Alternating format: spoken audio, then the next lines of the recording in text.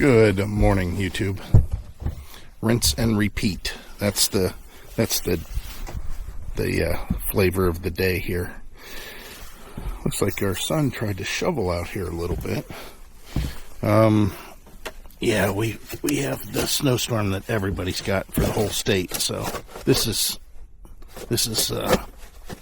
kind of normal snow. What have you been up to? I've been riding on a daydream.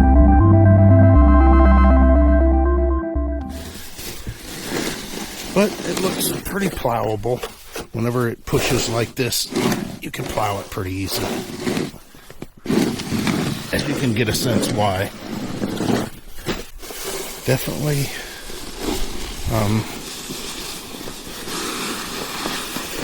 coming at a pretty regular rate now, which I expect. I should start my truck. I got my heated jacket on, which is nice.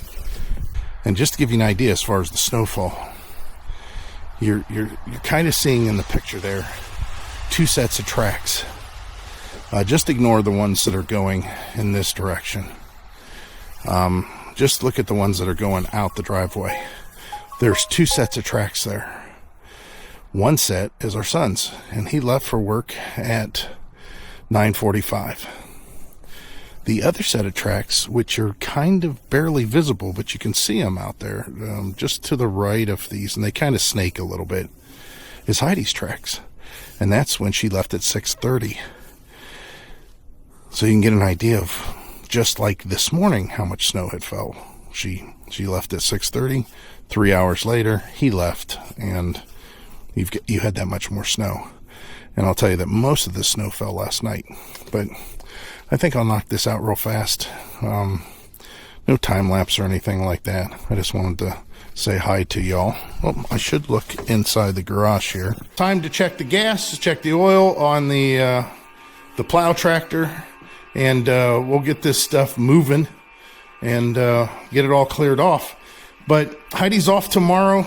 I know she has something that she wanted to do. We have a lot of stuff coming up that is unfortunately not anything that's video worthy, such as my wife's mom's 83rd birthday, I think it is. And she is dying to go up to Dave & Buster's for her birthday. She wants to have the birthday package, which is fine. We're all for that. We all kid around about that. And let me see.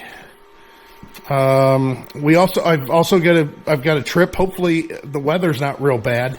I'd much rather drive my truck than our son's car. Again, I mentioned it before. He's got a trip to Boston, so I got to take him up to the airport. Heidi has an appointment, a hair appointment, I believe. And, that's about 45 minutes away. Takes about 3 hours. So, that's a day that'll be wasted. I have to schedule a couple of things. I have to schedule a guy to come in and redo our water softening system, redo some plumbing in the basement. The reason is because our water softener leaked, and it was leaking the day we moved in.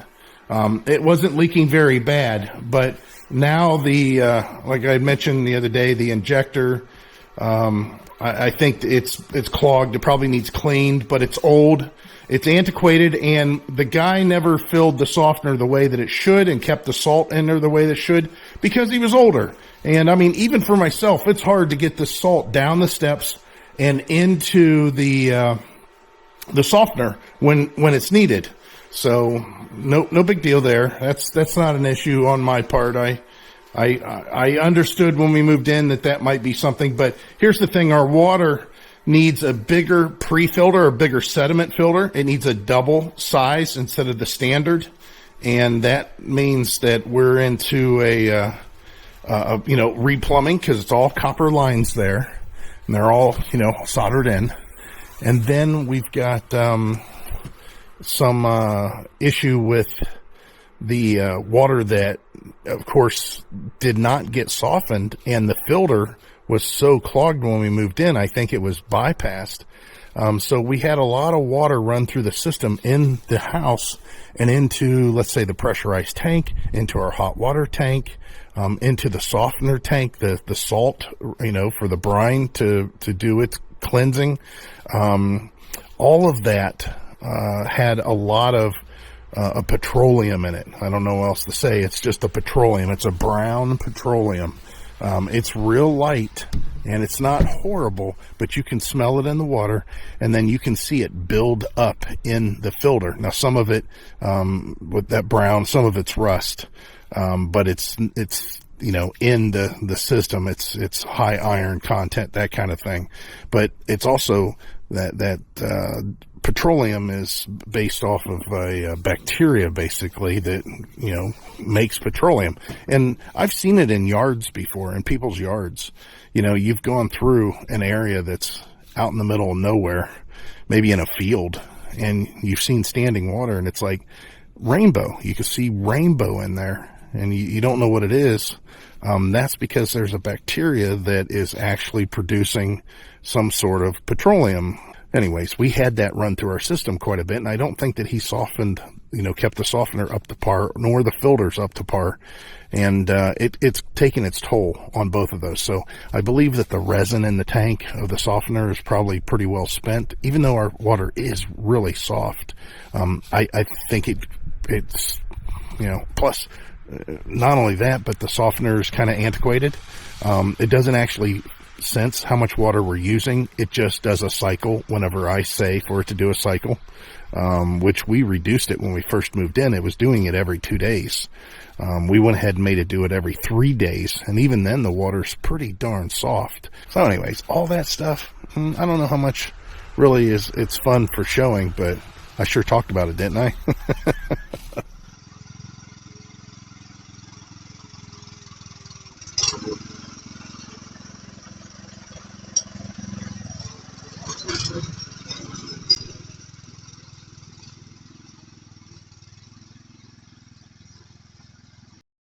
We got all the plowing done.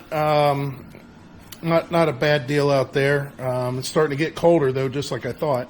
The headlight went out on this, one of the headlights. I can't stand whenever poor workmanship just, fails. I mean, why in the world? I can't figure it out. Why in the world would a 50-year-old bulb finally quit? I don't get it. Sarcasm. This is what I thought was going to be a problem. We have a floor drain, and I didn't clean it out. I don't know where it goes. I don't know if it works. And I've talked about this before. This floor is so uneven. The water doesn't go where it wants, where it needs to go. So we bought this containment mat, which works very well, incredibly well. Does a good job. But the other day I came out, and because, again, it's sloped weird, all the water, a lot of water, was puddled right up to the lip of the mat, to where it wouldn't have taken much for it to go over the mat and defeat the whole purpose of having this mat in here.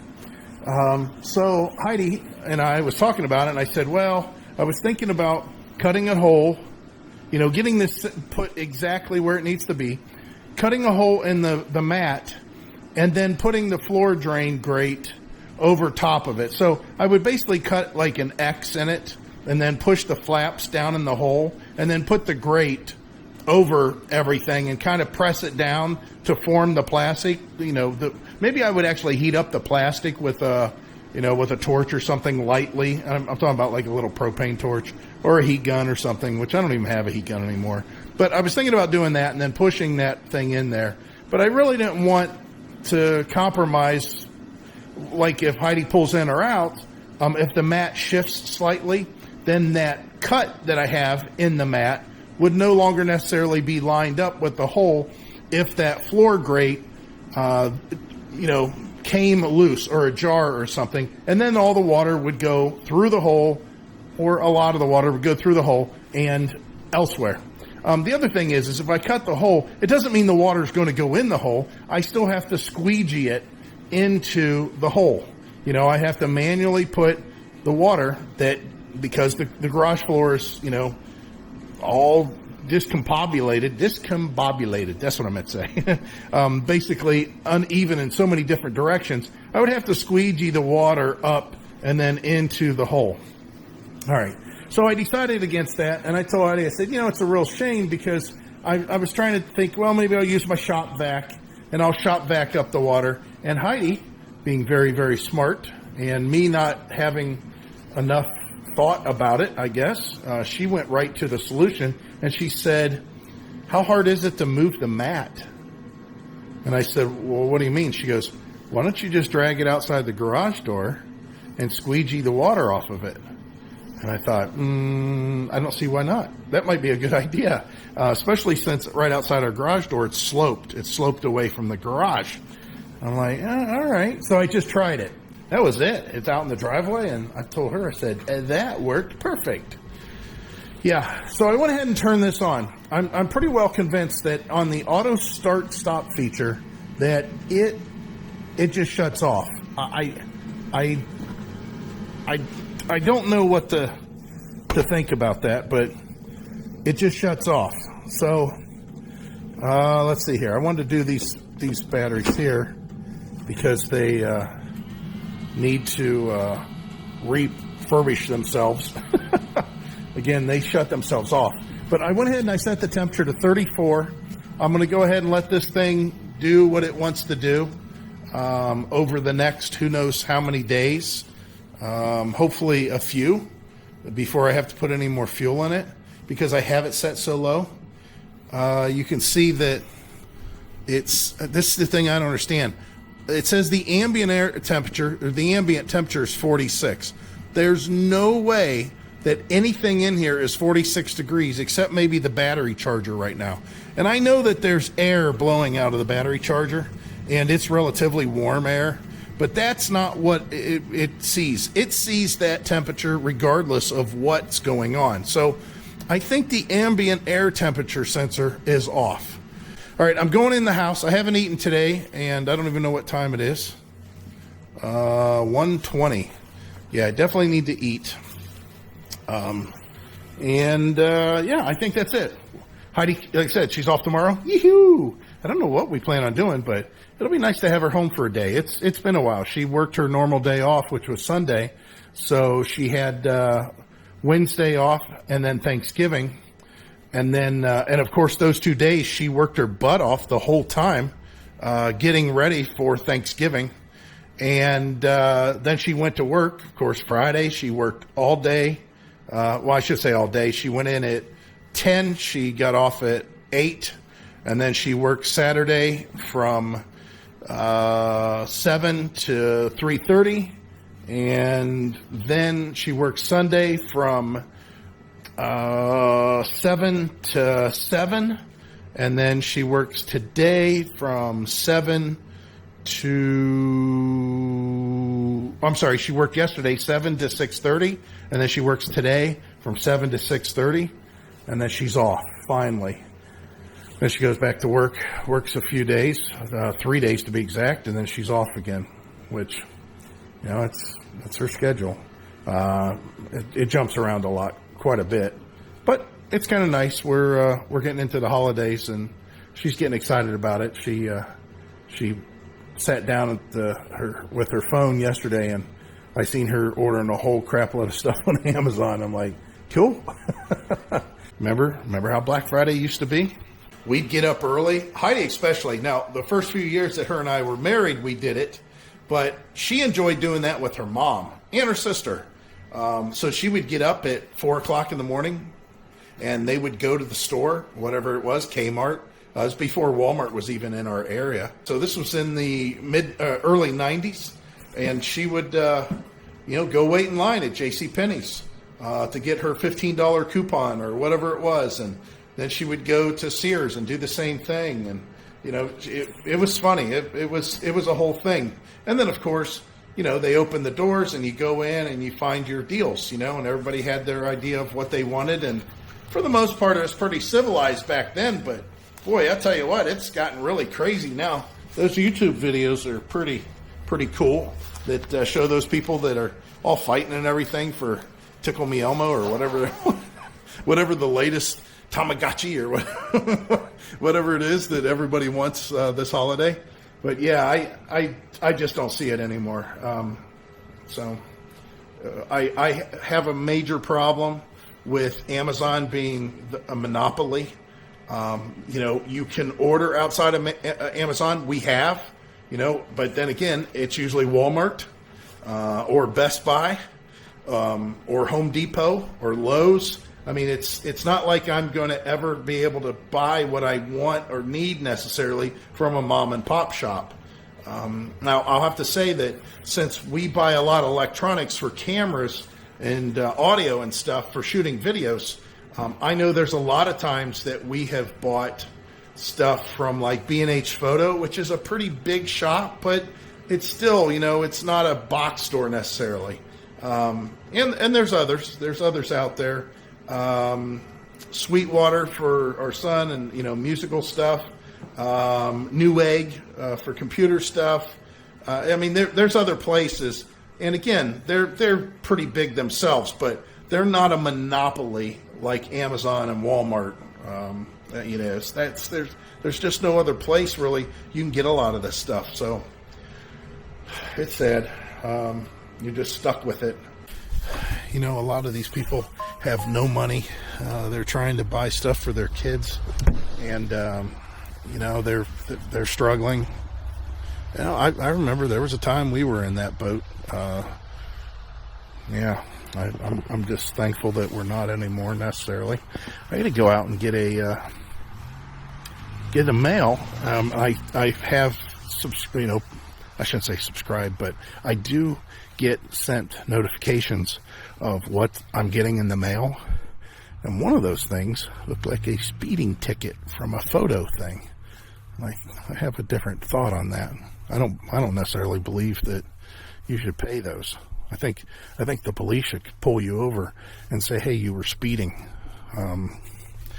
Right to face your accuser, because how's the camera know what's going on necessarily? What if somebody is, I don't know, following you too closely and you're afraid for your life and you're wanting to speed? I'm not saying that's the case, but it's not. I didn't get a speeding ticket. I haven't got a speeding ticket in years. Neither did Heidi. I think it's our sons. But we'll see. Yeah, this turned out nice. Like I said, same thing I always say. It's funny how powerful the sun is. Even with all this cloud cover and it being really low in the sky, it's still powerful. Oh, look at the tree. The wind blew it over. I thought I straightened that out. So I secured it to a board and then tightened the screws that hold it. And the wind got so strong, I don't know, 4 days ago, that the tree actually bent. There we go. Let me make sure there's nothing in here, because we're going to start getting deliveries. All right, enough of this. All right, so we're inside now because it's getting cold out there. The temperature's dropped quite a bit, but I did get all the snow cleared off the drive. Everything looks good. It's going to freeze, so we're going to have, whatever's wet's going to become ice.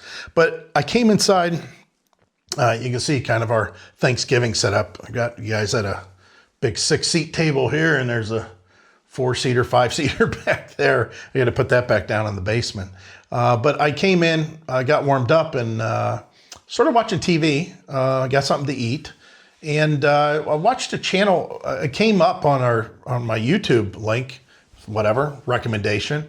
And it probably has something to do with RVs. And it was a channel that I've never really seen before. But anyways, I was watching it and I was kind of entertained by it for the most part.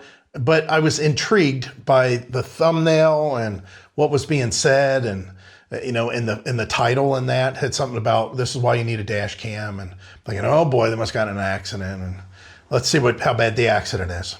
And here, the couple was talking about a situation that they ran into with their rig and navigating a road. And the more I was watching it, I'm like, what in the world are they doing out on the road with this kind of a rig?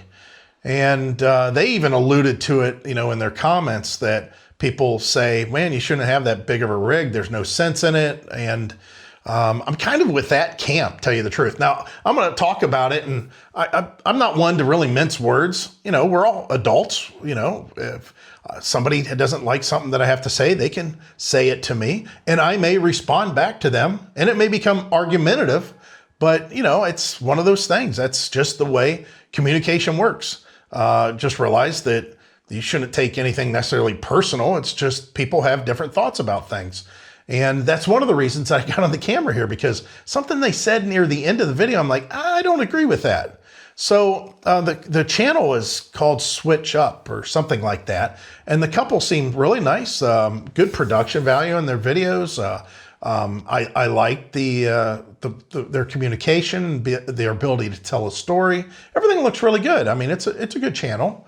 And the first thing I would say, though, is right away is, man, why in the world would anybody want that big of a rig? Now, if you guys, you know, that watch us know, you know, we traveled on the road for 3 years full time. We first, you know, years ago, we started off tent camping, and then we got a couple pop-ups. Then I had an F-150 that we got a travel trailer, and then I upgraded to an old body style F-250, and I'd done a bunch of work on that. And we went to Florida with that, and we went down to Tennessee on a trip, and we did, you know, another trip up to Put-in-Bay, and that RV was okay. We completely refurbished it. We, you know, redid the roof and remodeled the inside, and then we decided to upgrade. You know, we decided we were going to hit the road full time. The kids were getting out of school, and they didn't really want the house. It had been in the family for 75 years, and the kids are like, we don't want nothing to do with it. So, you know, at that point, told Heidi, I said, well, you can quit your job if you want, and we'll go hit the road. And that's exactly what we did. We upgraded before we hit the road, though. We went and got a, you know, brand new at the time, 2019 F-250. And we went out and got a brand new 2020 Rockwood 30-foot. We did a Hershey trip with that. We did a couple local trips with that setup. And then I traded in and got a 2020 F350 crew cab long bed 4x4. And I wanted the bigger gas tank that the crew cab long bed offered. I also wanted the new Godzilla engine. I also wanted the 10-speed transmission. So that's what we hit the road with. You know, we sold the house, we sold everything, and we started traveling. And we learned that we had a lot of stuff that we didn't need, and we downsized quite a bit. But during the process of us figuring out what kind of trailer we wanted in that, I did videos talking about how you should purchase you know, whatever the smallest thing that you're comfortable in. And it has to do with the amount of time that you plan on sitting and the amount of time that you plan on traveling. The more that you plan on sitting in one location, maybe you can get away with a little bit bigger. And then as far as the more you feel like traveling and seeing stuff, you know, the rig should be a little bit smaller for the fact that you're probably not going to be inside the rig that often anyways if you're traveling, seeing sites and, you know, different locations. So there's really no sense in having some crazy floor space or, you know, like a fireplace or anything like that when you're probably not going to be in one location long enough to really need that. And it's just extra. So we hit the road, and the first year that we traveled the country, we did 20-some thousand miles in 33 states. Within like 2 months' time, we had our toes, literally, our toes hit the water in the Atlantic Ocean down in the Vero Beach area on the coast of Florida, and then Lake Erie. But before Lake Erie, we also did the Gulf of Mexico over in the St. Pete area. And then after Lake Erie, water, I mean, literally feet in the water, we then went to the other side of Gulf of Mexico, South Padre Island. We were in the water there, and then we went to the Pacific Ocean, and we were Washington and Oregon, all within a month and a half. We did a lot of traveling. We saw a lot of stuff. And because I chose a rig that was only 30 foot, and I got a Pro Pride hitch because of not only, you know, the comfort of the no sway and all that stuff, but it also, for turning, it can almost go at a 90. I mean, it really is close to that. Again, you can go back and check out our channel, look at other videos that we've done in the past about that, and you can see how tight of a turn that thing can make or during backup. But we chose that because we knew we were going to be traveling a lot. Now, as far as the rig being the right size for us, it was perfect, except we did bring too much stuff. You know, rookie mistake. Even though we knew, we've watched videos, we still had so much stuff in the back of the truck under a cap and so much stuff in the RV. We downsized, and we finally got to where we felt really comfortable with what we had. And then we traveled again the next year, and we didn't travel as much as the first year, but we did still travel. And again, the RV was just, you know, flawless. It did everything we wanted to do, and we didn't have a single issue at all. Anywhere, at any point in time. We didn't get stuck under a bridge. We didn't get stuck on a dead-end road. None of that happened. The final year, which we didn't know was the final year at the time, we knew that we were going to be stationary for the entire winter in one location. So we went ahead and we jumped on to, you know, looking at RVs again and shopping. And we ended up getting a 36 or 37. I think it was a 37-foot fifth wheel. And we got another Rockwood, got a brand new Rockwood. We traded in the 2019. At that point, it was only 2 years old. And we got a 2022 Rockwood fifth wheel that was, you know, it was loaded. It had a fireplace and a big double door fridge and washer and dryer and solar and all that stuff. I've just had everything, double pane windows, all that crap. And it wasn't a full profile RV. We didn't want anything quite that big. But, you know, it wasn't a 40 or 45 foot RV. And again, wasn't a full profile. It was wide.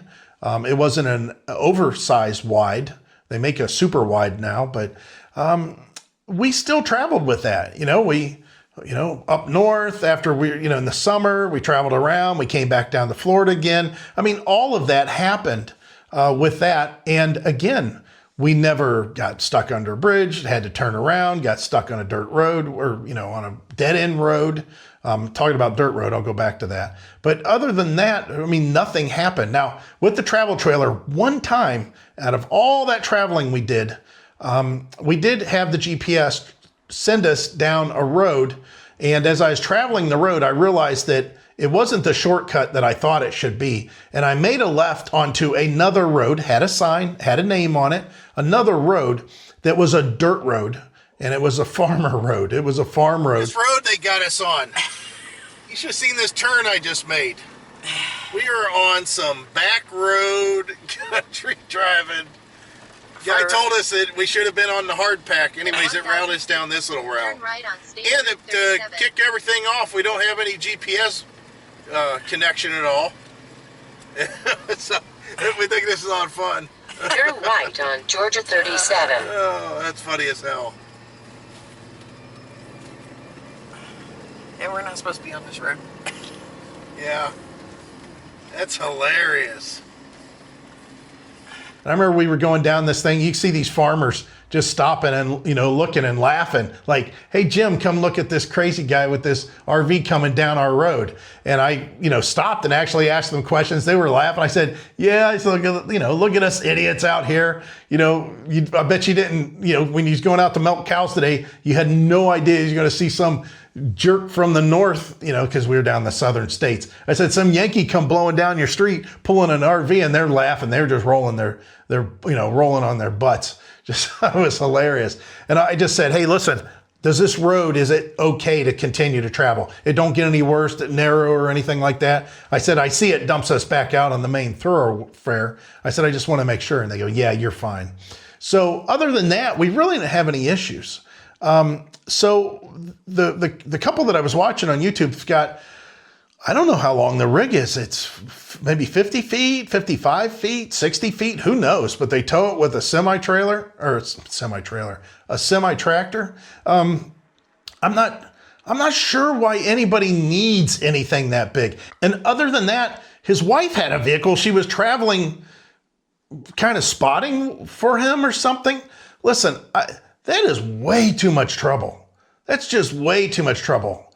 So I guess they had an issue with, they were navigating around switchbacks well, I can't even call them switchbacks. It was just a curvy road. It was pretty curvy.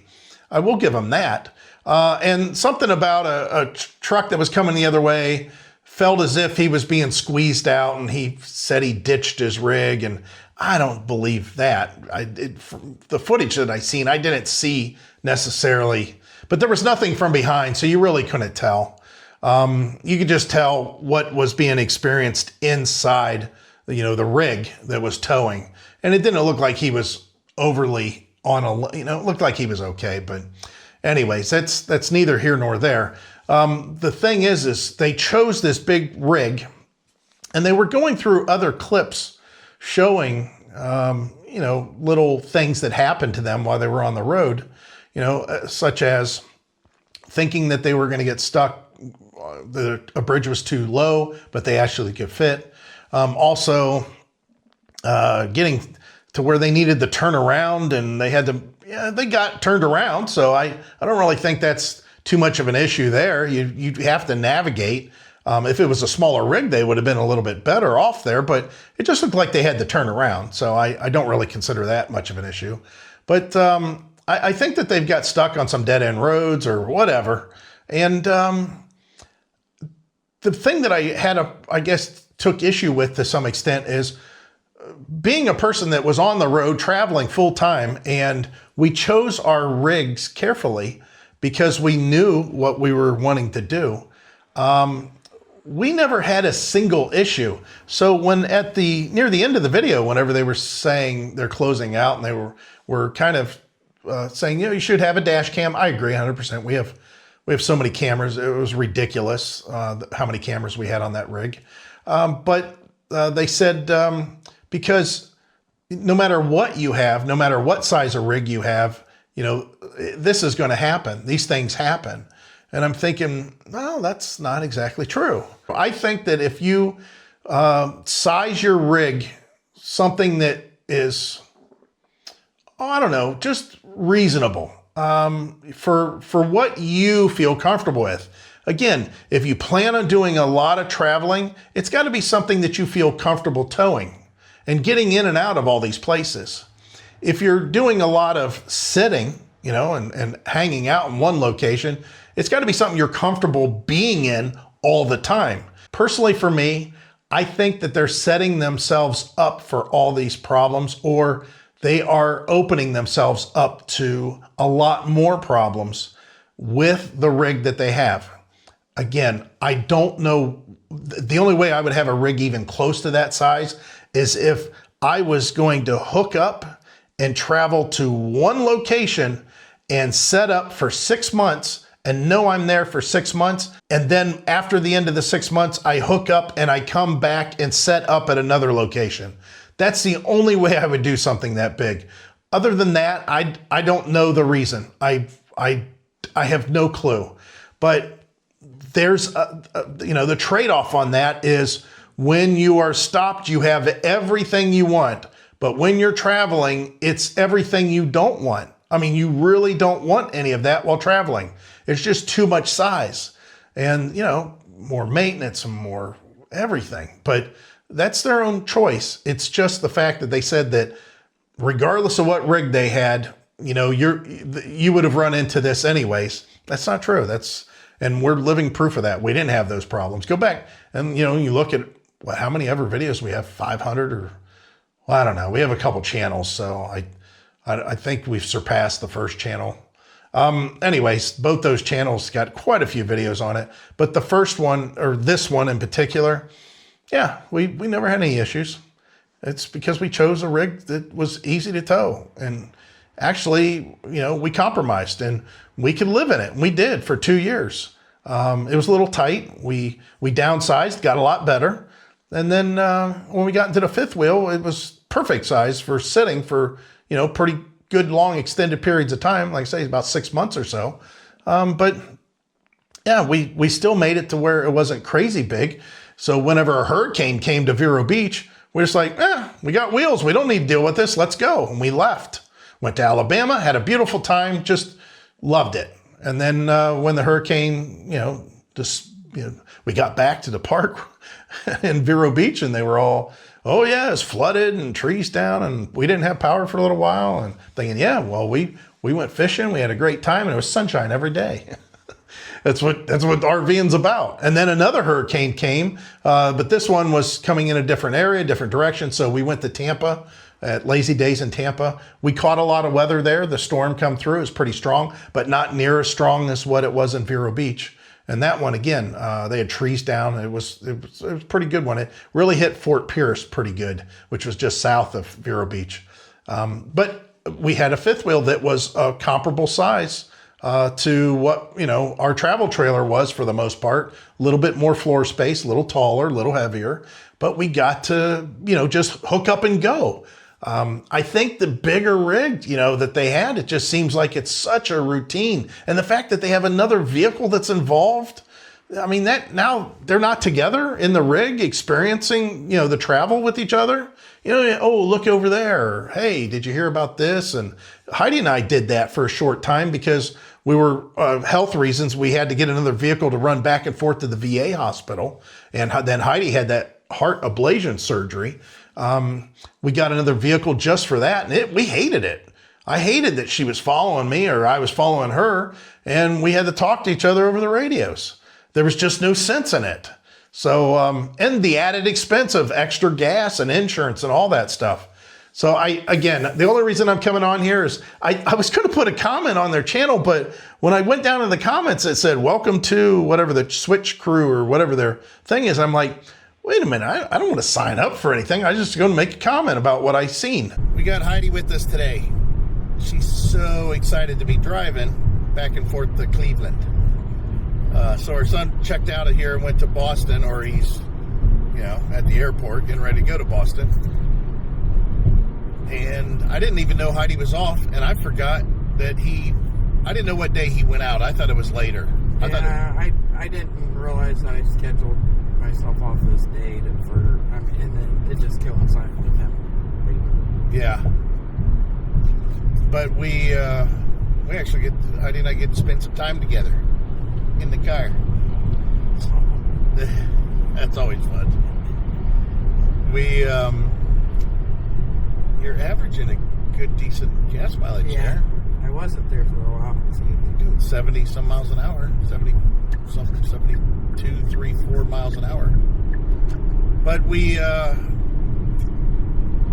just got an alert, which was cool. I don't know what happened, but it has to be gas of some kind, because they shut down 271 in both directions, and we got an alert because we were kind of close to it. But Google would tell you. For a hazmat incident. See that guy just go off the road? Yeah. Truck driver drifting off. What's that, another hazmat? So it's the hazmat incident. The only way I could think that it would close down both sides of the road if it was extremely flammable or gas of some kind, that Tanker exploded or something in that area, or that it's just releasing fumes. Well, the thing is both directions. The reason they do that is because you got these gawkers. They can't just drive past the accident because it's over there. They just can't do it. They got to be. Remember that? And they're doing 35 through here because they want to see what's going on. Where were we at? Outside of Wyoming. I did the video of that rubbernecker. That guy, oh man, it just drives me nuts because, listen, I understand that there's people that are weak-willed, blocked ahead. that they can't handle it. They just have to look.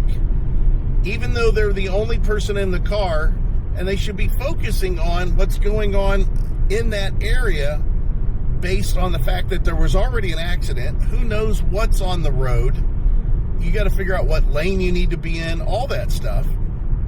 And yet, you get these people that just see the accident and everything else in the world no longer exists except for their eyeballs to be on that accident. And it's just ridiculous. So now they slow down traffic because they don't, they can't do what they're supposed to be doing. Be rebuilding the bridge. So there's construction going on, obviously. Not a big deal, though. The turnpike is really Ohio's turnpike is really good. Obviously, there's construction going on. And it still is owned by the state of Ohio. Right. Yeah, they didn't farm it out. And they're trying to upgrade it. You know, they're doing other stuff to make it like the toll booths. They're trying to make the toll booths normal instead of the way they are right now. But, yeah, we've always enjoyed riding the turnpike. And although this is 5 minutes longer for us to go to the airport from our house doing this, it is well worth it. It's only like $3 to do it. It was $3.25. So $6.50 for the whole trip. Yeah. And it's, I mean, you get better drivers, I think. The traffic's better. You do get a little more semis, but, you know, it's professionals moving from their house to the big cities going to work. They do a better job plowing. Oh, yeah. No, I'm not saying that this would ever be snow covered, but they do a really good job. Yeah, I've never had a problem with the turnpike on any level, except traveling it. You just want to speed even more than you already do. Right. I do, not today, we didn't, because the snow event probably wasn't that bad. But you will generally see semis that have crashed or run off the road or whatever they do whenever they can't drive. Right. and they'll leave them on the road for a couple days before they actually get picked up. And I think that a lot of that has to do with those guys that aren't using CBs. Yeah, so what she's talking about, they ain't literally on the road. No. They're off the sides of the road, and they'll come back and get them when the weather gets a little better. But yeah, I'm telling you, that whole CB thing, we've always had a CB if we're traveling. It's not the way it used to be. I wish it wish it would be, because I just wish more people would use them again, because you can communicate directly right in the area with the stuff that's going on. I don't know how many times I've said, hey, you're talking to trucks, you're dragging your spare tire, or you don't have your lights on, or the best part about it is you just listen and they'll tell you where the police are, or they will tell you, hey, you'll hear them say, shut it down, westbound, shut it down, that kind of thing. And that means there's something going on up the road that everybody needs to be hitting their brakes. That's what you don't see whenever the weather's real bad. You can't get a weather report from the people going in the other direction.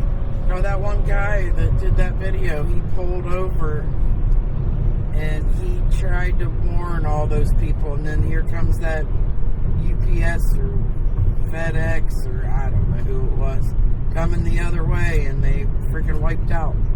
And if they didn't have a CB. Yeah, they had a CB. I'm sure that's not against the law. It's not against. There is no law against them having a CB. The thing is people just don't do it anymore. They think it's not worth it, and it's well worth it. But it's sad though, because there's less people communicating on it, so it doesn't seem like it's as worth. That it's as worth it as much as it was back in the day.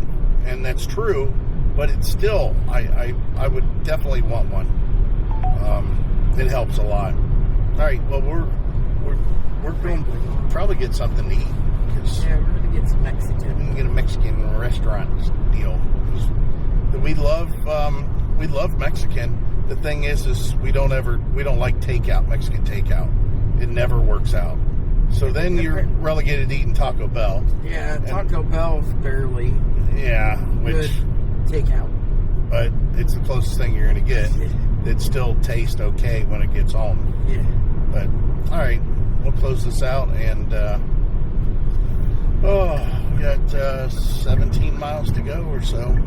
Good morning, YouTube, and yes, it's a cold day. Tonight's low, I think, is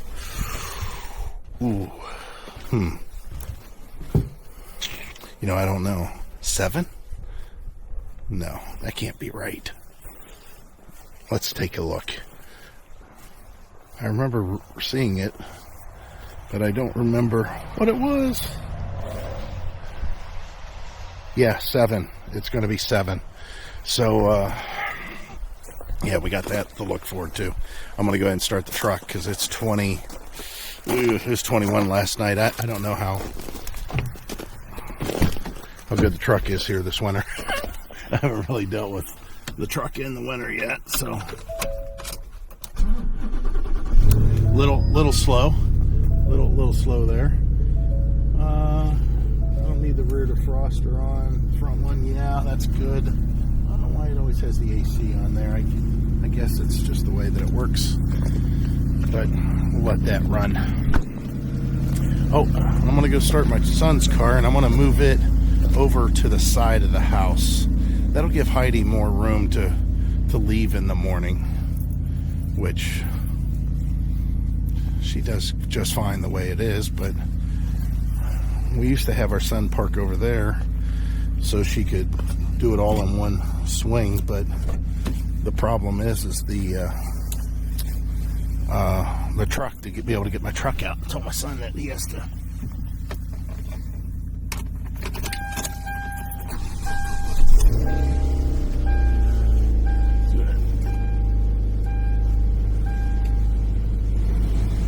going there. Yeah, that's pretty good. Make sure the doors are unlocked. Say doink. Yeah, that's unlocked. Okay. So we had a little bit of snow, not a lot. Today's our trash day. We're gonna have a little bit more snow, but we don't have to worry about the cans getting knocked over or anything like that. However, I do have a concern that's going on in here. First of all, let me take my man purse off, whatever you want to call it. Sometimes I call it a purse, sometimes not. But I do have a concern going on in here. Other than it being dark, it's really nice and kind of toasty in here. But I do have a problem going on with the little kerosene heater. I don't know what it is.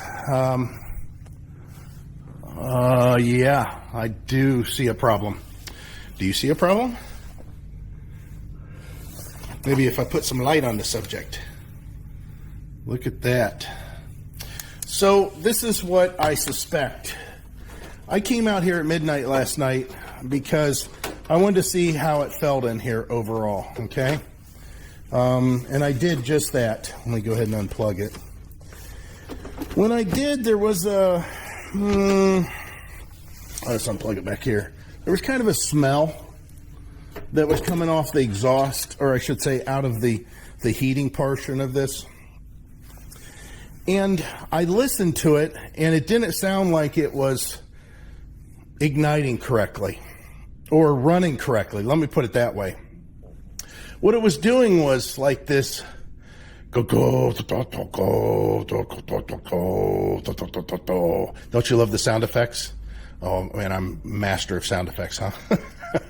But the problem that I was experiencing, I quickly kind of deduced that it could be that since I only had this set on 35 and it was running on low, that the heat that was being generated wasn't enough to keep the moisture from building up in this pipe. Now, I expect moisture to build up, but I expect the heat that's coming out to be so great that that moisture will leave, that will go outside at least and build up out there possibly. But the fact that this is a low spot and it's going straight up, I think what was happening was moisture was just building in this area because this is where the hottest part of this burn was happening. But it wasn't warm enough to heat up the area. So we had a cold outside for the most part. And what I mean by that is I was keeping it about 35 degrees. And then the temperature inside was about 200 that was coming out this pipe. And that conflict between the cold outside and the kind of hot inside, because when this thing is running full blast, this thing is crazy hot. This is 400, 500, 600 degrees. I mean, it's hot. But whenever I had it at such a low temperature for such a long time, I think it was just building up. I don't think that the moisture was burning off. So it's kind of a new problem. So last night, instead of leaving it running, I wisely shut it off. And then this morning I tried to start it, which, man, I'll tell you what, the Bluetooth function on this, I don't know if it's my phone or what, but I can connect to this Bluetooth from inside the house, just in the kitchen, sometimes in the living room. And that's quite a ways away. It's just, I don't know. I don't know what the deal is, but man, the Bluetooth connects from quite some distance. So I tried to fire it up this morning and I got an error code and it said could not ignite. And I thought, because last night when this was running and it was doing that, which was the burn chamber, it sounded like the burn chamber was having a hard time keeping that catalyst hot and igniting everything. I don't know why, but I did hear like a gurgling sound. Now, it does have, fuel in it, and it does have a fuel pump, but I was watching the fuel pump, and the fuel pump was ticking along just fine. And there's no other thing that could gurgle other than, something that had moisture in it, or water in it, or fuel in it that was puddling. And something was going across the puddle or forcing its way across the puddle and being an issue. And that's what I suspected was this. Now, I didn't see this last night because this wasn't here. I checked it. But, of course, today, new day, and we had all night, and it found its way out. So I'm assuming that if I take off this clamp here, that I'm going to get moisture to come out and maybe some fuel at that point, because the fuel pump was feeding the burn chamber, but the burn chamber couldn't ignite because there's too much moisture going on in there. Again, I know how to cure this, and that is just run this at a higher temperature than what I was hoping to do. Or secondly, I would have to drill a hole through the drywall and through the outside, put in some sort of a pipe transfer bulkhead, something to protect, or just wrap this heavily with some sort of asbestos and run the exhaust pipe straight out and maybe down a little bit even, so that the slope would allow whatever moisture builds up to leave. Every situation that I've seen with these, when they mount them, the exhaust pipe comes straight out and stays at a parallel or goes down. I've never seen one that actually goes up and out like I've got this one. And, that's why I'm experimenting, learning what's up with that. Only half right. The fact that I thought that the exhaust had enough moisture in it that it was causing a problem is correct, but it's not in the manner that I thought it was. I'm pretty sure that the pipe has got ice in it. I think the moisture got to a certain point that the pipe was in it was just too cool, and the moisture was building up and just freezing. And the reason I know that is I just put my lips up against this thing. Actually, I used a Kleenex that's what there's a little residue of Kleenex there, and blew on it as hard as I could, and no air is getting through. And the way that I know that there was something going on was I disconnected this pipe and started up the furnace, and it goes woof, and it made a puff. Wasn't horrible though. Again, this is kerosene, not gasoline, but it goes poof, and then it started smoking right away. So this unit's trying to work, but there's an obstruction. So the only thing I think to do is maybe put some heat up in here. I don't have an air compressor. I really can't blow up in there.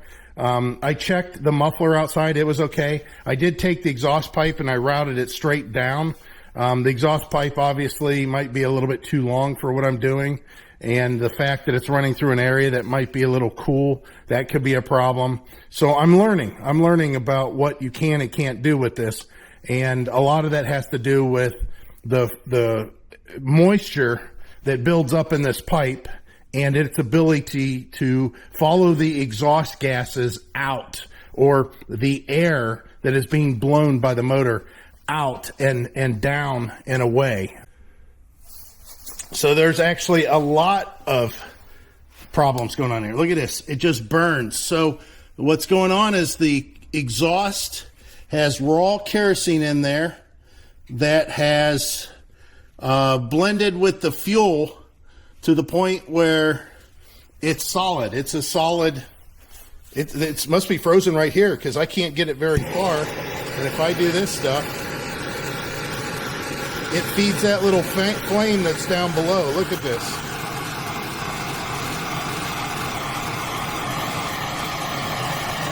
And this exhaust pipe don't normally get this hot. That's why it's changing color, because I'm heating the crap out of it.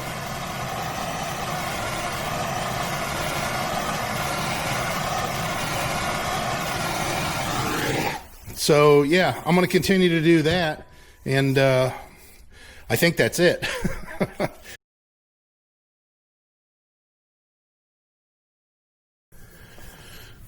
Okay, we're trying it again. We'll see what happens here. Oh, it did it. It almost made it. Gosh darn it. Man, oh man, it was so close. It blew, it burned, and then it blew out. Let me try it one more time, see if we can make it work this time. I'm kind of forcing all this. I'm not doing exactly what I should, but like everything else, I try to get away with a little bit more than with what normally you could do. Let's see here. Turn off that. Heating. Confirm. So that's what it sounds like when you first fire it up. You get that burst of air. And then we just listen.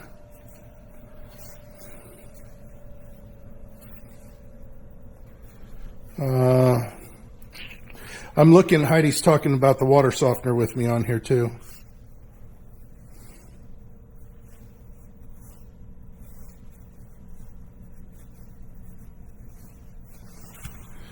So, let's hope we hear it go woo. Oh, so close. It's trying.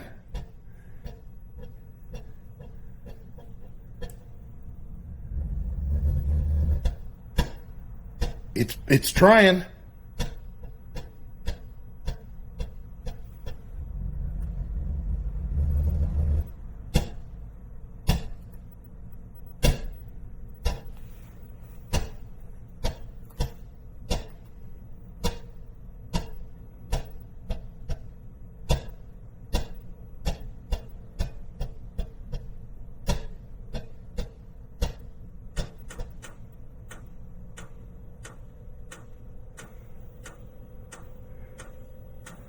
Okay, I don't want that part. You hear how it's not roaring and the fuel kicked on? It thinks, I don't know what it thinks, to tell you the truth, but I don't want it to do that. Let's go ahead and try this again. And I'm getting close. It's getting really, really close. There's a little bit of fuel right here that's built up. I'll wipe that up. That means there's a little bit in the pipe and the exhaust, but we're getting really close. I knew that, this is kind of like having a flooded out engine, and your exhaust has a lot of, flooded out stuff going on also on your car. So you risk the chance of a backfire. I don't know how else to describe it. But I'm just sitting here getting back to the app. Yeah, it's you risk the chance of a little bit of a backfire, and that's what you're hearing, those poof, poof, poof, poof. Those are little backfires. They are basically igniting the fuel down the exhaust further than what it should because there's raw fuel left there. We'll go ahead and try this all over again. And I hope this takes. I mean, the truck's out there running. Yeah, see, it's already pushed out a little bit of fuel because that fuel pump kicked on and there was no flame. So hopefully, again, we should have a couple little roars. And what I'm hoping for and what I'm expecting is once this gets going, it'll clear out the exhaust really well. It'll heat up the exhaust. The fact that the exhaust is cooler further downstream will help with the extraction of the exhaust fumes. I think we got it.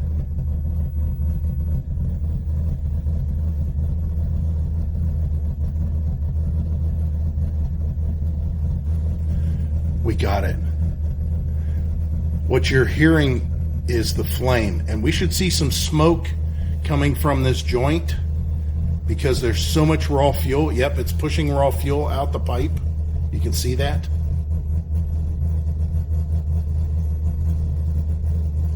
But it's burning. And if we go outside, let's do that right now. That exhaust pipe, that muffler, should just be smoking. I mean, a lot. Let's see here.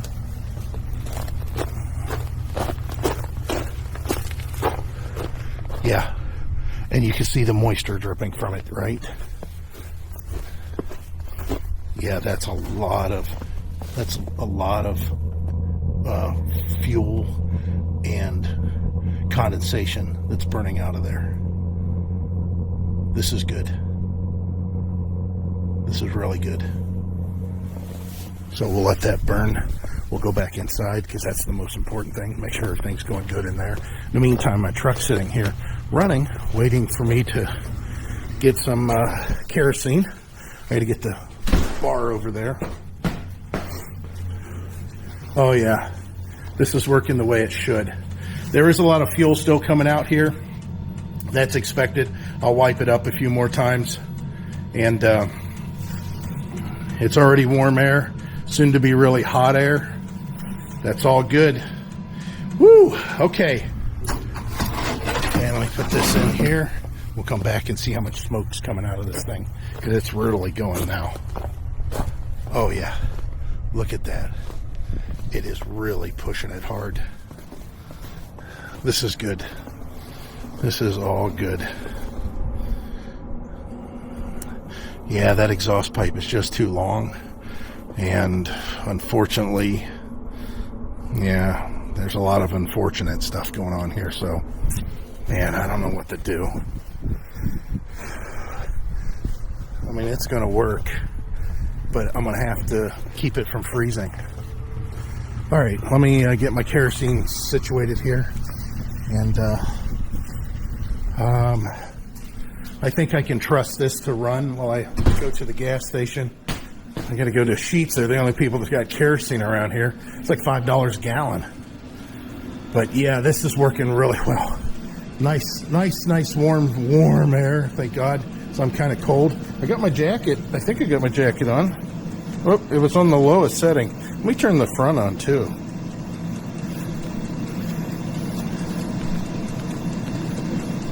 I'll turn the front on too. It'll keep me really warm. Well, you know what? I don't need that. I'm getting ready to get in my truck, so let's turn that off. Yeah, this is working good. Nice. Absolutely nice. All right. Well, the whole idea, and I know this seems ridiculous, but this will not heat this entire garage. It only heats maybe 250 square feet, something like that. And even if it did heat, if this was only 250 square feet, I don't know how well insulated it is. I mean, it does have drywall up in a lot of places, but there's like openings here for the rafters. Of course, that goes up into the attic. And like this area here is open. And of course, the garage doors are, got openings and stuff. But, I mean, this garage is 20 22 by 24 maybe. It's got to be a lot bigger than that because the truck will fit in here really easily. So maybe 24 by 30. I can't remember. It's on our you know, our property thing. But this is a good sized garage, and this won't heat the whole garage. But I don't want it to heat the whole garage. You know what I want it to do? I want it to keep the garage just warm enough that I don't have to worry about all these batteries and stuff, including the golf cart batteries, which the charger is plugged in over there. Some people say don't leave the charger plugged in. Other ones say it's okay, just check your water levels, you know, don't let it freeze, that kind of thing. Well, the garage has gotten down to freezing temperature, but not real freezing temperature, not crazy freezing temperature. And I kind of want to keep it that way. I just want it to be kind of decently warm in here. And when I say that, I mean for an overnight temperature for all the time, whatever. I would be happy if this garage stayed at 34 degrees, 35 degrees all the time. I would be fine with that. So I just got back from getting the kerosene, and as soon as I pulled in the driveway, I noticed something that was a strange phenomena, but not so much if you think about it. Remember I was just showing you inside the garage how insulated it was for the most part, just because it had drywall, except for that one section that was missing. Well, it makes a difference, and I think you can see what that difference is. That one section that's missing is exposing all the heat into the rafters, and at that point the heat is being transmitted up into the attic along the rafters, and of course to the roof vent. But you can see, I'm sure you can see it, the dent, and that is nothing more than heat in that one rafter. And I'll show you. Well, let me go ahead and point it out so you can index it. See how the garage door is here? See how it's basically 2 foot in from the edge of the garage door? Let's go inside, see where that rafter's opened up at. Check it out. Same thing. About 2 foot in, right? That's where the gap is. So basically the heat is going up into this rafter, and I would suspect that the backside probably has about the same kind of a dent on it, unless the sun's melted everything back there. Yeah, check it out. There's one dent right where that rafter is. So that just gives you an idea of how, so there must be a hole over here, because I see a little dent here, right? See that? I don't know if you can really see it on the camera, but there's sort of a little dent right about in there. Let's go and see if we can find a compromised piece of drywall. But you can see that even though it doesn't seem very insulated, that drywall does do a job. So there's a gap in the drywall over here too. Not only that, but there's a gap in the drywall the whole way. Look at there. That's a pretty big gap considering all the rest of it is pretty close. So that's where the heat's getting out there. Yeah, I mean, I could do more in here to insulate it. I mean, we could do blown insulation up inside the attic, which would be above the drywall, really. I don't think I need to. I think this is okay. But getting back to what we've got going on in here, I've had this running the whole time that I was gone. Ooh, nice. Still nice and warm. And I'm going to see what the tank is compared to what it was before. And I've got to take a picture of that to do so you guys can see what I see. And let's go ahead and do that. Capture. All right, so let me go ahead and take a peek at these two pictures. That'll give me an idea. So it started at about 4 1/4 liters, so 4.25 liters, and now we are at about 3.75 liters. So it's used half a liter. I'm assuming that I could do that math that way. Half a liter, and it has been Just under an hour. So half a liter an hour. That's a pretty decent amount of fuel. And I love it because listen how quiet it is. You can barely hear that clicking at this point. So it's relatively warm in here. It feels pretty comfortable. It's working like I thought it would.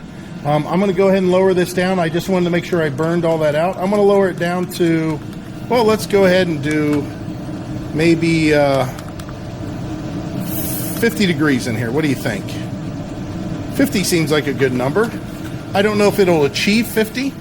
It may think it's already at 50. But again, I'm just trying to figure out something that I can use throughout the winter to keep the garage relatively warm. I don't need it to be hot. I don't need it to be crazy warm in here. And if I do, I have something else for that. Just doing some house cleaning here. Causing more mess than I'm fixing, huh? If I really need to heat the garage up for a real reason, like I'm working out here or something, I have that heater right there, that torpedo heater. And there's something too. I could, like I did last year, I can put this on a on-off switch, an automatic on-off switch, or I can set it up with that, which is a smart switch that's back there. But right now, this thing's going to work. We'll see what happens when it shuts off here. I've got it set at a temperature, so we'll see if it picks back up and turns back on later when it gets a little cooler. The thing that I'm missing is this shop dot. That's the ball, the Ego dot that's here that I talk to the A word with, and sometimes she is an A word. The temperature sensor in there is faulty. It just doesn't work, which really stinks. I could put another temp sensor in here, but usually temp sensors require hubs, and I would like to have more than one. And I don't know if the hub would reach out here because I put the hub in the garage. In the house, and the temp sensor needs to be kind of in the garage here somewhere that makes sense. But it's probably not going to be within range of that hub. So I think I'll just ignore that for the time being. I could, if I wanted to, go get a dot that the temperature sensor works a lot better than that one and put it out here. I'm not too concerned about it right now. And that torpedo heater, woo, does it use some fuel? I mean, there is no medium or not. It's on or it's off. That's all there is to it. On or off. So that's why you have to use those other automated things to turn it on and off. And the next thing we need to do is the water softener in the basement. That's expensive. That's an expensive thing because I have a lot of stuff that needs to go in. I don't know. I'd just rather, work on the house than the garage. But if I could, I would put permanent stairs up against that wall that go up into the attic. So I don't have to use this trap door thing. And that would allow me to use the attic as storage a lot easier. Of course, something like this, then the golf cart would have a tighter fit back there. But it would make it to where I could, if the golf cart's out of the way because the stairs are there, that I could just, pick up a tote and I could walk up the steps and put it in the attic.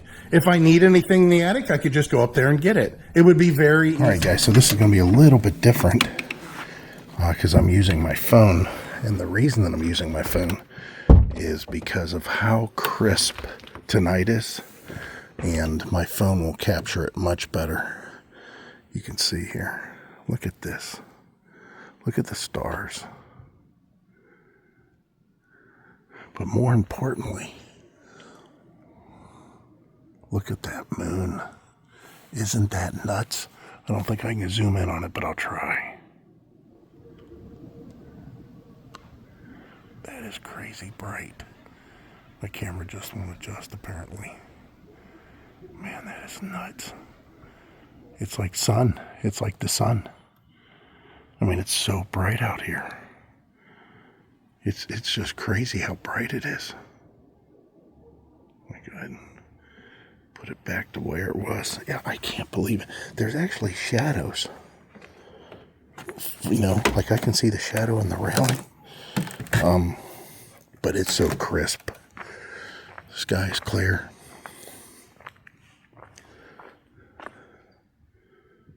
Amazing. It's just amazing. Now, I'm going to say that I don't prefer this weather. I just don't like it. It's too cold.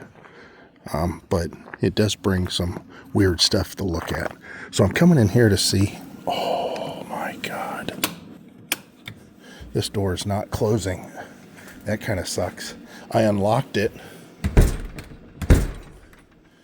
And that might have been a mistake. Because the lock was the only thing holding the door closed. So, yeah, I'm coming out here to see what the temperature's like, and it's not, I can't even see my breath. But I want to see how much fuel I've, have used, and it looks pretty good. You know, I don't even see it on the gauge because I way filled this thing up. So this should last till tomorrow morning.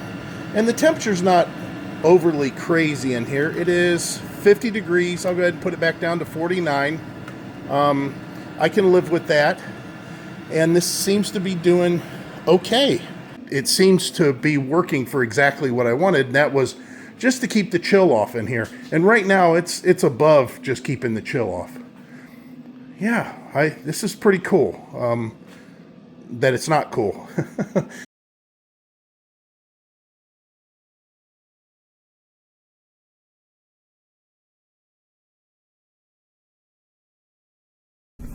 Good morning, YouTube. Hey, Heidi texting me. Heidi goes in and she closes today. And right now she's at our grandson's, I don't know, recital, Christmas recital, something like that, at the Packard Music Hall. I don't know if you guys ever heard of the Packard Music Hall, but it's from just what you think, the Packard vehicle, the car, the Packard. You know, that's all from this area. We go by the Packard Museum all the time. It's kind of a big deal in the area. But she was sending me photos of the layout there. We're going into the garage because I had this little heater running all night. Now, Heidi opened the garage door and got her car.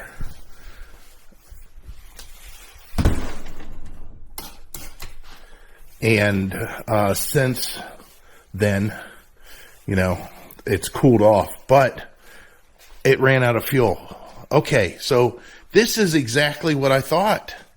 I kind of curious what happened when it runs out of gas, what it would do. Let me go ahead and stop the beeps. It's alerting that I'm, standing in front of a camera, basically. It's telling me there's a person in here. So, anyways, this must have shut off shortly after Heidi left because it's pretty chilly in here. And she said that she did notice a difference in the temperature when she came out to her car this morning, which was just maybe 45 minutes ago.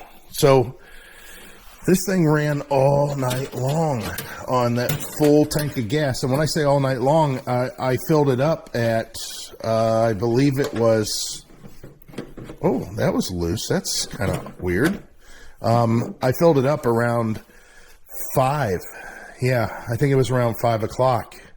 So, or maybe closer to 6. No, Heidi wasn't home yet. So it was around 5. I'm amazed. This thing is really cool. And I'm going to tell you, if you have a smaller area you're trying to heat, a little bit smaller than this, obviously, this thing would keep you really toasty. I mean, really warm. So if you have a greenhouse or something like that, whatever. I should have some sort of shop links in this video, maybe. There might be links in the description, possibly. Again, this wasn't a review for this. I just like the idea that this could be used as some sort of portable heat for an RV. Now, if you want to do it the easiest way, I would assume, this does come with a little short exhaust tube with a little short, with a little muffler. The muffler's still on the end of this thing, but the exhaust pipe is actually probably only this long that comes with it. It's in here somewhere. I probably could show you here. Yeah, this is the exhaust pipe that comes with it. You can see it's not very long at all. And then the muffler connects to that. Well, if you had an RV or a van or a tent or something like that, the best way to do it for short term, not long term, but if you're going to be staying for, let's say, 2 weeks, is just to set this outside and try to plumb this inside somewhere to get the heat inside the vehicle. Because this tube, although it gets pretty hot, it doesn't get as hot as that exhaust. And the whole idea is, if this is inside your RV, it works better for efficiency because it's pulling in the warmer air that it's heating. But you then have to get this extremely hot exhaust out of your RV. It might be easier for you to keep the extremely hot exhaust outside your RV and run this in the RV or tent, whatever it is you're using. But just be aware that, there's a safety measure going on there. I wanted to do it inside because, like I said, I wanted to pull the warm air that this thing was generating through the unit again to help with its efficiency. Plus, the fuel would be warmer, less chance of some sort of gelling or anything like that. Plus, this isn't waterproof. It's water resistant, but I mean, if it rains and it's sitting outside, water could get in here potentially, pulling from this end, maybe through these cracks where the control panel sits at. I actually pushed a button by accident. It says E08. I'm going to look up what that error is. I'm sure it's a fuel thing, but I'm glad it does that. I had no idea what would happen if it ran out of fuel. I thought, oh man, this thing's going to continue to try to run or something. It didn't. It just shut off.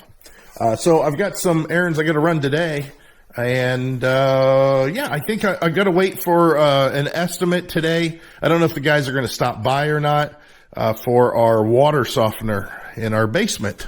Because they're going to redo and add another tank and add a bigger filter and take some filters away and get those copper lines and replace some shutoff valves. There's all kinds of stuff that we're going to try to get an estimate on, but yeah, I'm very happy with this heater, but man, is it cold. Last night low without the wind was 7. Good thing we didn't have much wind.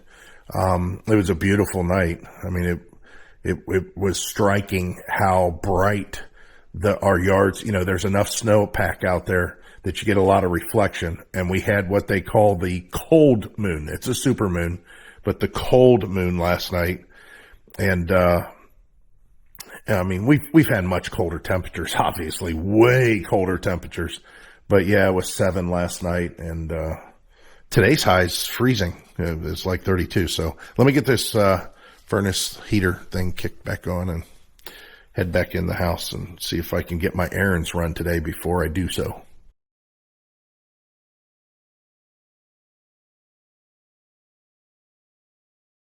Howdy, YouTube. Look at the little bare spot. Can you see it? Can you see it up there? It's still allowing heat to go through there. And man, I've got really good news about this little heater thing. First, let me start the truck because it's been a couple days when it's this cold.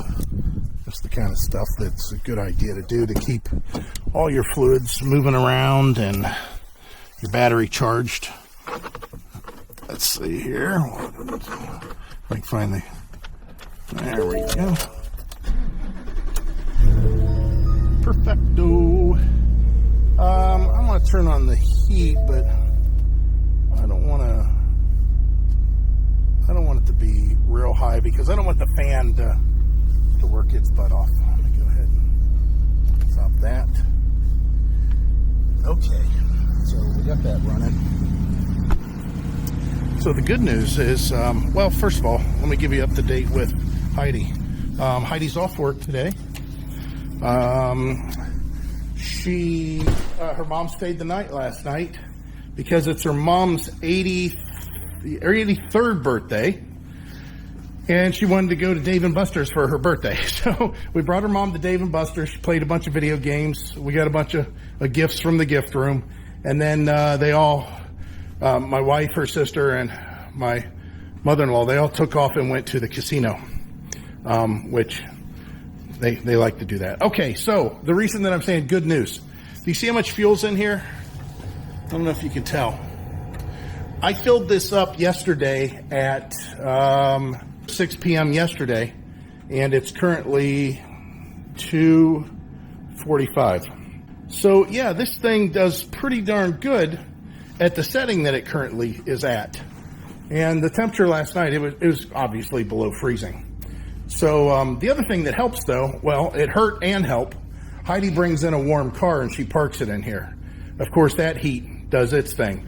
But yesterday, Heidi got off work at 8 o'clock last night, and she drove out to our old house area to pick up her mom and brought her back here. And it was probably about 10 when she got back here. Not quite. It was about 9:45, something like that. Actually, she did stop somewhere, so I think it was 10. Anyways, when she parked her car, she had let her mom off outside so she didn't have to deal with the car door and opening it, which there's room. It's just, makes it a little bit harder for people to get in and out. And Heidi left the door open for, I don't know, 40 minutes. So all the heat that had been generated kind of disappeared. But again, her car was warm, so that kind of countered it. What I'm doing here, and I don't know if you can tell, I'm kind of hesitating a little bit, is I'm going to find these old grubby gloves. So I'll probably need gloves. And I'm racking my brain. I think there's an extension cord out there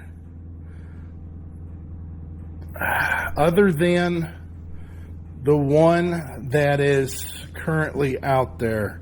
Yikes, I don't know for sure. I really don't want to bring out a long extension cord for this.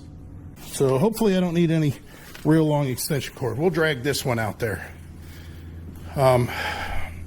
Anyways, the general thing that I want you to hear from me as far as the message is that little heater out that's over there is doing a good job maintaining a relatively comfortable temperature in this garage, running on the level that it is.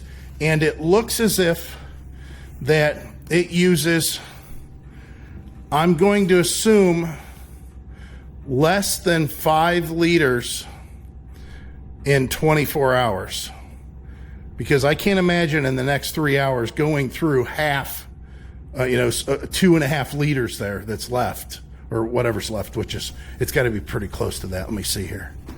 Yeah, it's over 2.5 liters. So I can't imagine that. I think tonight by around 10 o'clock, it might be close to the 2 liter mark, meaning that I used 3 liters for 24 hours.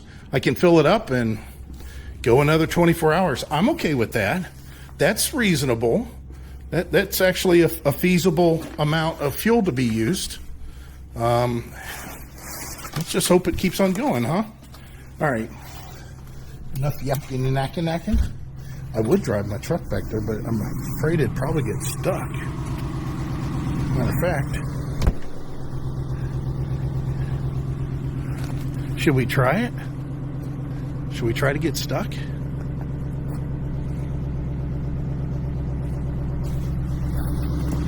What do you think my answer is going to be?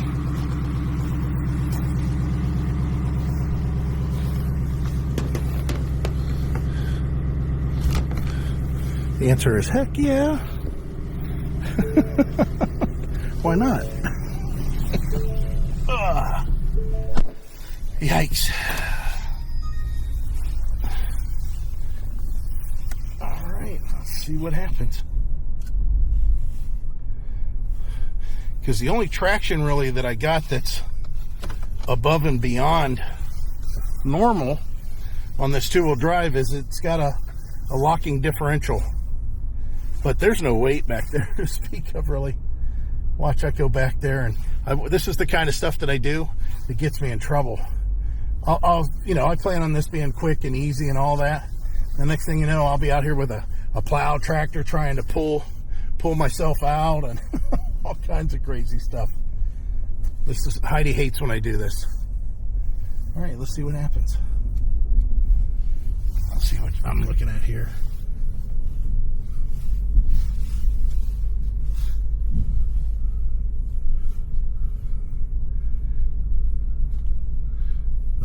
I see something I don't like, and that is the doors on the pole building are split. That means that the cold has heaved the ground up, and I might have a problem getting in here. All right, well, the truck made it no problem. I even got off path a little bit there. It's not as deep as I thought it was at all. Okay, now let's go see if we can get this thing opened. Yeah, the ground's heaved up. Yikes, that's a bad thing. All right, here we go.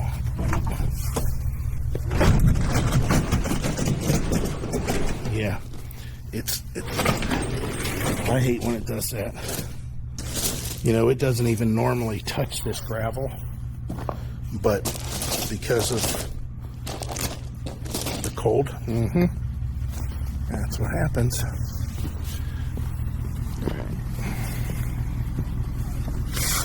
Okay, let's go see if I have an extension cord in here, other than the one running the RV. We'll check inside the RV. Yeah, I have an extension cord. I don't think that's long enough. Maybe. It's just got to go a little bit further than what I expected it to. Let's see here. Is this 2 extension cords? Okay, that one's for the light. This one's for the RV. There's an extension cord. Here's an extension cord. I think it'll make it. All right, let's check it out. All right, like a glove. So we got plenty of length. The charger's doing its job here. What is this thing? the mower's staying covered up, so it's protected. That's for the plow tractor, so it's just kind of sitting there. It's not going to hurt anything. But we do need to come in here and check.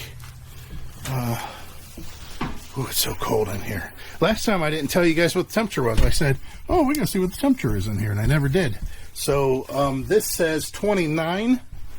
That says 28.8. Pretty darn good, huh? 29, 20.8. Okay, let's see what it looks like in here. Okay, nothing there.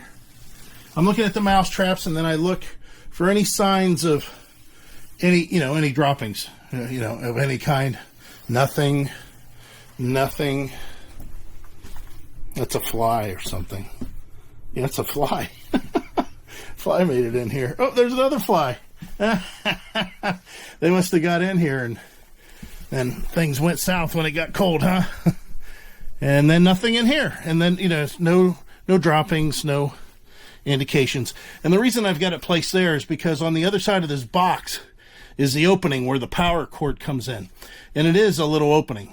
It looks kind of like a mouse hole, like Tom and Jerry, the little baseboard hole that Jerry lived in.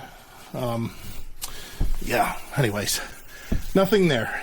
Because that's where they would come in at, there or through the plumbing or something. I don't see anything here, obviously.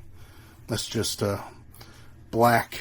What is that stuff called? It's what I use to keep the pipes quiet.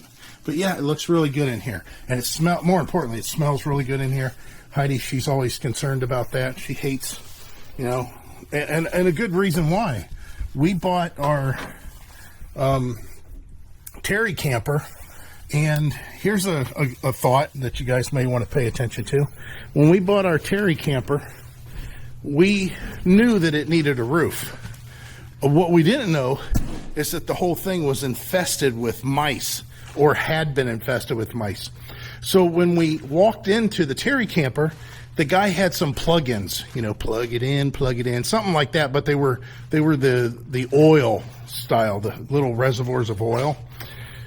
Well, we thought, oh, it smells nice in here and all that. Yeah, it was masking all that. So go back and watch that video where, you know, I think I did it on RV Daydream, if I'm not mistaken. I might have done it on my other channel, Fox Boss 9. But we had, in the bathroom drawer, we had where mice had built nests and crapped and peed. And we had to clean all that up. We sterilized it. We neutralized it with all these bioenzymes things. And then I had to clean all of the ductwork. And that ductwork was hard metal, kind of like you'd see in a mobile home. They were actually bent ductwork. And I took a chimney clean out and ran a drill, and I scraped all that out, took a shop vac. I sprayed it over and over again with bleach and that enzyme stuff called Rocco and Roxy or something like that. Anyways, then I had to take the wall out, which wasn't really meant to take out from the shower. I mean, that was a chore. And then I had to pull the paneling from the glue that was holding it to the studs, and then get underneath the bathtub and just clean all of that out, sweep all of it out. And if you guys remember, Heidi, that stuff bothers her. She don't like it. And I think it's funny. She thinks it's kind of funny, but she don't like it, either. So she's doing that stuff, but it bothers her. Well, I did all of the cleanup of the mouse droppings, all of it. I didn't have her do any of it. And there was a lot. And it took, probably a week to get it all taken care of. I had to take the furnace apart, clean the furnace and all that ductwork. So whenever we hit the road, whenever we took that big Florida trip that we went to Florida for a couple weeks with the Terry camper, remember I had to replace the toilet when we were at Tampa Lazy Days because one of the valves started leaking and the toilet was a little older anyways. And when we removed the toilet, there was a mouse nest underneath the toilet. And Heidi cleaned it up. Here's where the nasty part starts. And that is, we got a little bit of water here. Let me get rid of that. That goes down. And then this just comes up, just like that. And we have a situation that was above and beyond what I'm normally accustomed to. And that is, there was a mouse living underneath here. That's nasty. Look at that nest. How disgusting is that? We'll have Heidi come in and clean that up. Oh, I'm so excited. See the mouse dropping. Did you get that washcloth? What the hell's all that? It's mouse. Oh my. Oh my God. This is gross. Just you, yeah. I mean, you got gloves on. Hell, it can't penetrate through that.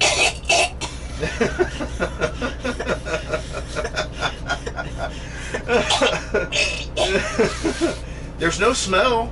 Nope. There's no smell at all. Here, I'll do it. I got it. God, he's gagging. It don't bother me. I just didn't want to get my gloves all nasty for when I got to touch that new clean toilet. Oh my God. Go check that out. I think it's called Summer Trip or Florida Summer Trip or something like that. And I don't remember which day it was. But anyways, I'm done out here. I'm going to go ahead and unplug the light. One light works pretty good considering. And leave that plugged in so I know that my battery will be maintained. I think that's it.